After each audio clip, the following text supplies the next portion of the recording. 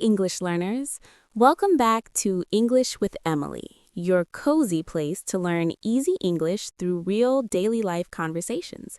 I'm Emily. And I'm Aaron. We're really happy you're here with us. Maybe walking, cooking, cleaning, or taking a little break from homework or work. And if you're secretly listening in the back of a classroom, we didn't hear that. But seriously, thank you for pressing play and spending your time with us. So, before we start, how was your morning, Emily? Calm or a little crazy? A little crazy, actually. I walked past the school this morning and I saw students with that exam face. Big eyes, coffee in hand, whispering, "Did you study this chapter?" Oh, that face. Half awake, half terrified. Exactly. And I thought, wow, that used to be me, waiting outside the exam room, holding my notes, pretending to be calm. Same. I remember that walk into the exam room. Desks in straight lines, windows half open, everyone pretending to be brave. Yeah, you sit down, put your pen on the table, look around, and suddenly the room is so quiet you can hear people breathing. And you can hear the teacher's shoes on the floor. Step, step, step, bringing the exam papers like some kind of serious music. Then they say, "Good luck." And for a second, you think, I don't need luck. I need another week. Yeah, but still, there's something special about that moment. You, the paper, the pen, and your whole year in front of you. Right? If you're listening and you've ever walked into an exam feeling like that, you're very, very normal. It's kind of funny and kind of sad.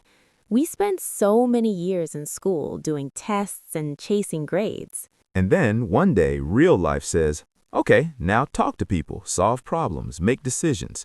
And sometimes we feel, wait, I know how to pass an exam, but I don't know if I know how to live. Yeah, I've had students tell me I was a good student on paper, but in my first job, I felt lost. Maybe you feel that too. Maybe you were or are a good student with marks and certificates, but you still feel unsure in real situations, at work, in interviews, or in real English conversations. And that's exactly what we want to talk about today. Education, exams, and real-life skills. Not just are exams good or bad, but a bigger question. What do exams actually give us, and what do they not give us for real life? And don't worry, this won't be a boring school lecture. We'll share stories, feelings, and simple phrases you can use to talk about your own education in English. And just so you know, this episode is around B1 level. The English will be simple, slow, and natural so you can really follow. If you're an intermediate learner, this is for you. And if you're a strong beginner, you can still catch a lot. Just take the parts you understand and let the rest wash over you. No pressure. Also, we'll do a calm word tour at the end. We'll slow down and explain some useful phrases from today, like book smart, street smart, soft skills, hands-on experience, skill gap, and more. So, if a phrase feels interesting but you're not 100% sure what it means, don't worry, stay with us. We'll unpack it later in the word tour. And if you enjoy learning English like this through real conversations, you can like this episode and subscribe to the English with Emily podcast. It really helps more learners find us. And we'd love to hear from you. After you listen, try to write one simple sentence in the comments.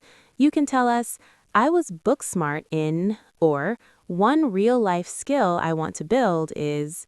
Your sentence doesn't have to be perfect. It's just a little practice, and we really enjoy reading your stories. All right, so we've talked about exam faces and school corridors. Let's go a bit deeper now and look at how many of us first met education, exams, grades, and a lot of pressure. Yes, so Emily, when you hear the word education, what's the first picture in your mind? Honestly, a school desk, a thick exam paper, and my teacher walking between the rows saying, 5 minutes left. My heart is like boom, boom, boom. Yeah, same. I see a report card with marks, red pen, and my parents asking, so, how did you do? I think many people listening know that feeling. For a long time, education meant marks, grades, and pressure. And maybe late nights, too. I remember trying to cram for an exam, just pushing a lot of information into my brain the night before. I did that too. All month I relaxed, and then I tried to become a genius in one night. Spoiler, it didn't work very well. And it wasn't only cramming. Many times we had to learn by heart long answers, full texts that we just repeated in the test. Yeah, sometimes it felt like we weren't really understanding. We were just copying what the teacher said word for word. That's what I call being a bit spoon-fed. The teacher gives every spoon of information, and the students don't really cook anything themselves. So, as we've both felt, education often starts as sit still, listen, copy, cram for the exam, learn by heart, and try not to make mistakes. And if you're listening and saying, yes, that was my school life, you're not alone. But to be fair, exams are not only negative, they also do something useful. Right, let's be fair to exams for a moment. What do you think they're good at? I think exams give structure. You have a date, a subject, and a clear goal. That can push you to study when you feel lazy. Without a test, many of us might never open the book. True, a deadline can be a good push. Also, exams can show that you know the basic information in a subject. They can help you become book smart, good with theory, facts, and what is written in textbooks. And book smart is not a bad thing.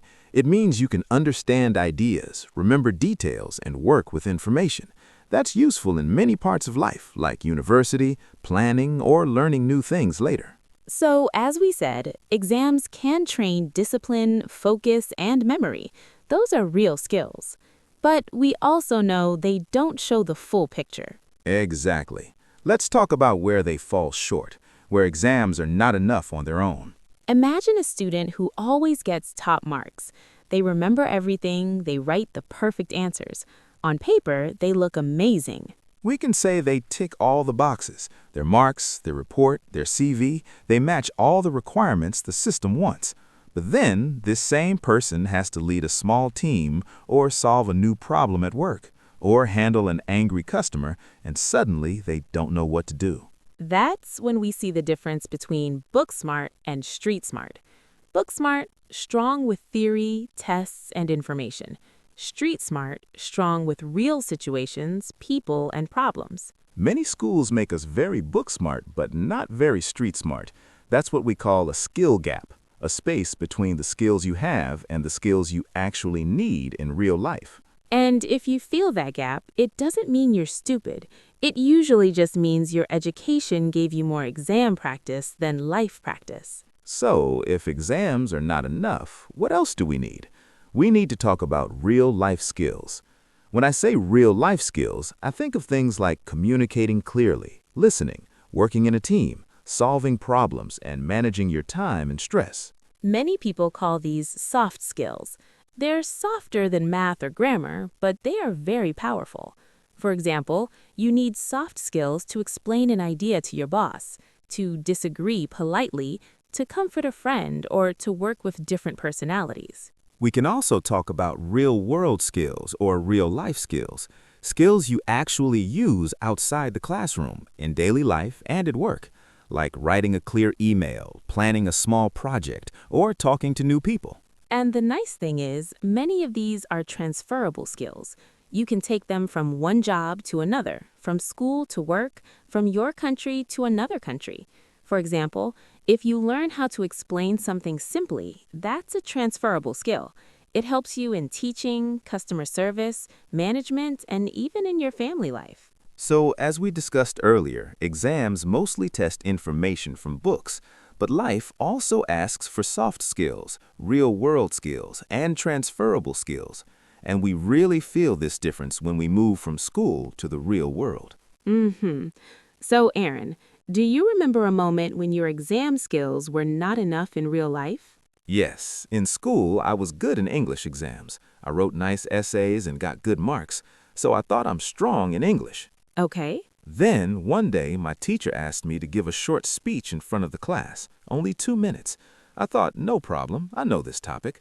But when I stood up, my hands shook, my voice was small, and suddenly I forgot simple words.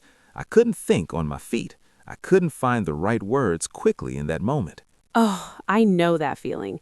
You know the information, but your mouth doesn't work. Exactly. That day, I understood my exam marks didn't mean I could handle real-life speaking situations. There was a skill gap between my test skills and my real-life speaking skills. I had a similar moment in my first job. My university marks were good on paper. I ticked all the boxes for the position. But in meetings, I sometimes felt very small. Everyone looked confident and professional. Inside, I felt like a child who walked into the wrong room. Wow, that sounds like imposter syndrome, when you feel you're not good enough or you don't belong, even when your results say you do. Yes, exactly. I had imposter syndrome. I thought maybe they made a mistake hiring me. And I think many listeners know that feeling. Good marks, but low confidence. Yes, and in those moments, we often learn the hard way that exams and real life are not the same game. And as we said earlier, learn the hard way just means real life teaches you through a difficult experience. It's not fun, but you remember the lesson. But the good news is, those moments can